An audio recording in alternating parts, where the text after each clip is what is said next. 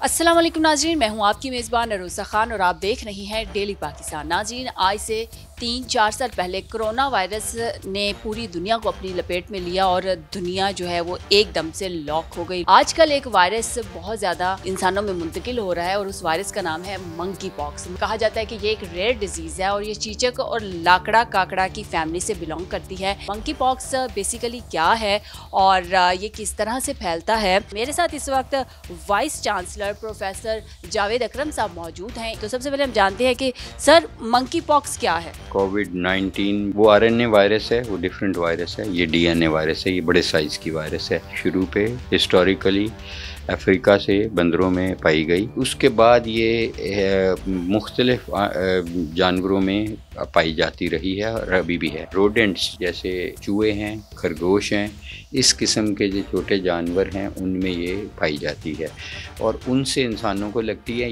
फिर बाद में ये इंसानों से इंसानों को लगती है। और ये भी देखा गया है बहुत रेयरली जो पालतू कुत्ते हैं उनसे भी ये लगाव हो सकता है। और जैसे कोविड-19 सांस के ज़रिए फैलती है, ये उस तरह नहीं फैलती। जब ये होती है वायरस तो कुछ तकरीबन 1.5 से 2 हफ्ते उसको कुछ भी नहीं होता, फिर उसको बुखार और सख्त दर्द जिस्म में और सर दर्द और ये होता है और फिर उसके जिस्म पे दाने निकलने शुरू हो गए, फिंसियाँ फोड़े निकलते हैं और फिर उनमें पस भी पड़ जाती है और अक्सर हाथों पे जोड़ों के ऊपर बहुत सारे दाने निकलते हैं। उसके बाद ये अपने आप काफ़ी हद तक ठीक हो जाती है। फिंसियाँ फोड़े अगर उनको हाथ लग जाए तो उनसे फिर दूसरे इंसान को लगती है और फिर आगे लगती है।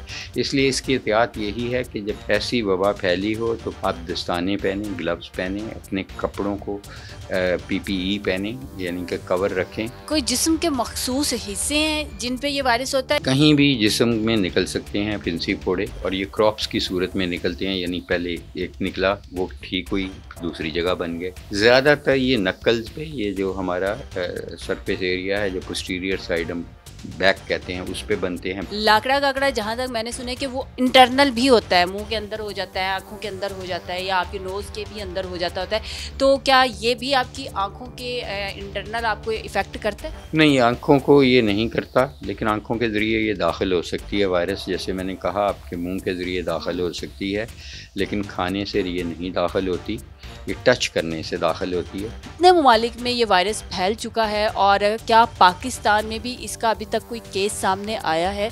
इस वक्त तकरीबन 30 से ज़्यादा ममालिक में ये केसेस पाए जा रहे हैं और अनफॉर्चुनेटली बढ़ रहे हैं और ज़्यादातर ये बढ़ रहे हैं यूरोप में और अमेरिका में। पाकिस्तान का जहाँ तक है, पाकिस्तान में अभी कोई भी कंफर्म्ड केस नहीं हुआ, सस्पेक्टेड हुए हैं। पाकिस्तान में एक बड़ी, हम अल्लाह ताला ने ब्लेसिंग इन डिस्गाइज कहूँगा, ये है कि हम बहुत लेट तक 78 तक हम वैक्सीन उसकी करते रहे, इसलिए पाकिस्तानी बहुत हद तक प्रोटेक्टेड हैं इससे। जैसे यूके ने स्मॉल पॉक्स की जो वैक्सीनेशन है वो ख़त्म कर दी थी 1960 में, US ने उससे पहले कर दी थी, तो इसलिए उनकी इम्यूनिटी फॉल हो गई है। लाकड़ा काकड़ा और मंकी पॉक्स एक ही तरह के है, तो तशखीस कैसे हो? जो चिकन पॉक्स की है वो पहले एक रैश होती है, उसके बाद वो वेजिकल्स बनते हैं, उसमें पस नहीं होती, इसमें पस पड़ी होती है। बच्चों में, बूढ़ों में या जवानों में कोई एज लिमिट है या ये किसी भी वक्त किसी भी इंसान को किसी भी एज में हो सकती है? अक्सर ये बहुत छोटे बच्चे जो 6 माह या 1 साल के, 2 साल के, उनको बहुत कम होता है, लेकिन उसके बाद ये किसी उम्र में भी हो सकता है। इसकी शरह अमवात 1% से भी कम है। जो एक्सट्रीम्स ऑफ एज हैं, छोटे बच्चे या बूढ़े यानी कि 2 साल 4 साल के बच्चे, उनमें इसकी ज़्यादा शरह अमवात हैं, इसलिए हम ज़्यादा केयर उनकी करते हैं। हर 2 सालों बाद जो है कोई ना कोई वायरस दरियाफ्त हो रहा है और बहुत ज़्यादा अमवात वायरस की वजह से हो रही है, तो क्या ये कुदरती माहौल के तब्दील होने की वजह से है? सबसे बड़ी वजह है जो पॉपुलेशन एक्सप्लोजन हो रहा है,